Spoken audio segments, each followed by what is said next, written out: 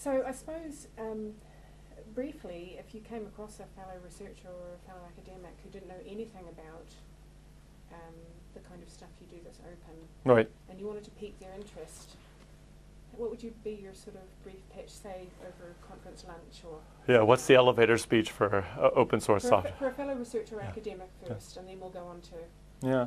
the more managerial types. Yeah, I think it's probably the most powerful way to collaborate that I've ever seen. And most scientists will see the power of collaboration. And so that's where I can see what you have, you can see what I have, and we can share that very rapidly. And I think that's probably the most important concept. And it's not me just giving a PowerPoint presentation, right?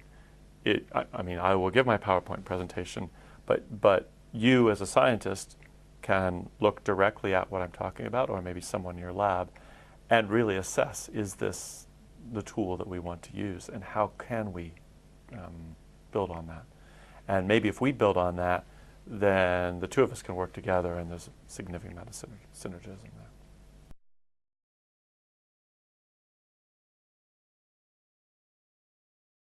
I think what it comes down to, again, focusing on open source software, but open science probably in general to some extent, is return on investment. So, if you're talking to somebody who funds science, or you're talking to somebody who isn't a university administrator who needs to see the value coming out of a research effort, X number of pounds, euros, dollars, whatever goes in, you want to maximize that investment, and that will be the impact of that investment on the community, how the results of that are dispersed from a university administrator, basically the reputation of the university, the name getting around, for a government policymaker. Someone seeing that the policies, the scientific directions that are put in place are disseminated as broadly and as rapidly as possible. And so I think it comes down to a concept of ROI, of return on investment. How quickly and how effectively, the unit of work that has been funded or assigned or whatever is then disseminated and used by the community.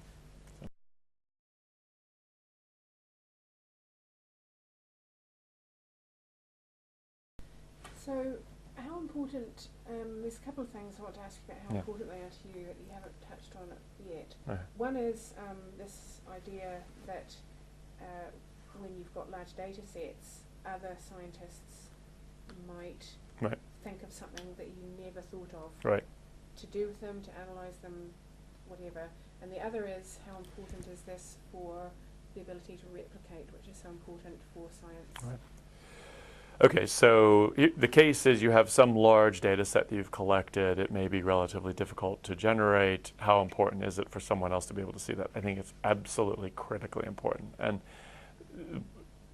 the lesson of the whole genomics effort was that the data producers, one of the lessons I should say, was that the data producers are great scientists and they work very, very hard, and they certainly generated a lot of insight from the data that they generated. Terrific. However, they didn't get all of the value out of that data, and in some cases there were some notable insights to their data that external views were able to glean. For example, there was a time when significant amounts of bacterial vector DNA was creeping into the human genome. It wasn't the data producers who picked that up. It was the external analysis. Okay, that's anecdotal, but these things happen. And so I think it's absolutely very, very incredible, very important to be able to do that. I don't think so. The opposition to that is that often it's better to just reproduce the experiment anyway. Okay? So if I have some large data set that I've collected, somebody else can just do the experiment, and then they'll have the data too. So why should they access my data? At least in the biological sciences, most of the time, the data we generate is based on actually fairly the assembly of reagents, the DNA that's expressing the reporters, the antibodies, the cell lines, and so all of that, the equipment to actually record the data, and most importantly, the expertise to generate that is a huge expense. And it's very, very difficult to regenerate all that. So if somebody, I can point to papers we published. If somebody wanted to regenerate that, they would have to somehow acquire 4 years of experience and cell lines and a variety of reagents we use for the perturbations and all of the know-how in doing this experiment. Now, we would be more than happy to just drop that on somebody else and say, okay, you do it too. We think that that'd be great. But, and if necessary, that should be done. But the first thing that should be done is that data should be available, and so that other people can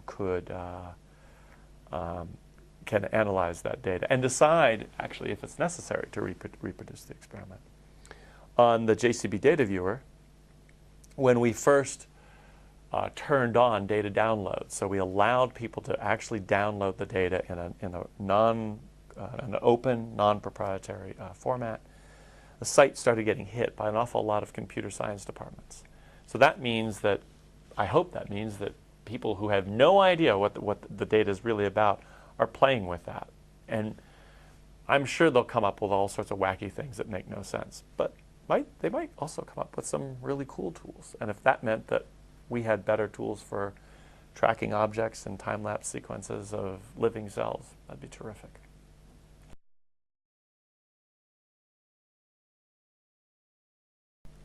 There's probably a few important points. First of all, the UK is doing some very cool things in this. Okay, so who knows why? Accident of history, but there are a number of people here in the United Kingdom who are pushing this in a variety of ways. That's first.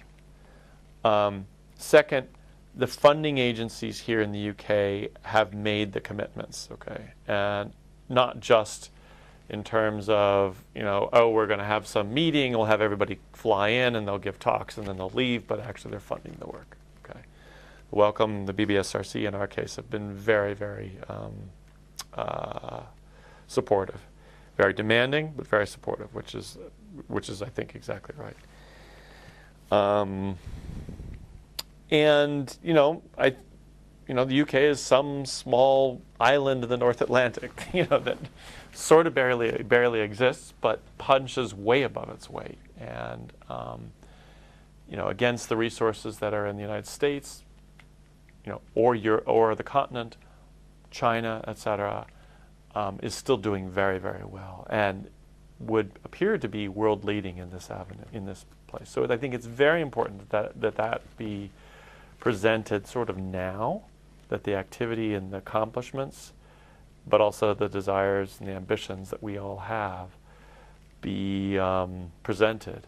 And the fact of the matter is, people like Carol and myself, Peter, as you know, we can talk for hours about this, but that's actually not what needs to be done. A very clear message, a short, abbreviated, powerful message needs to be delivered to the research councils,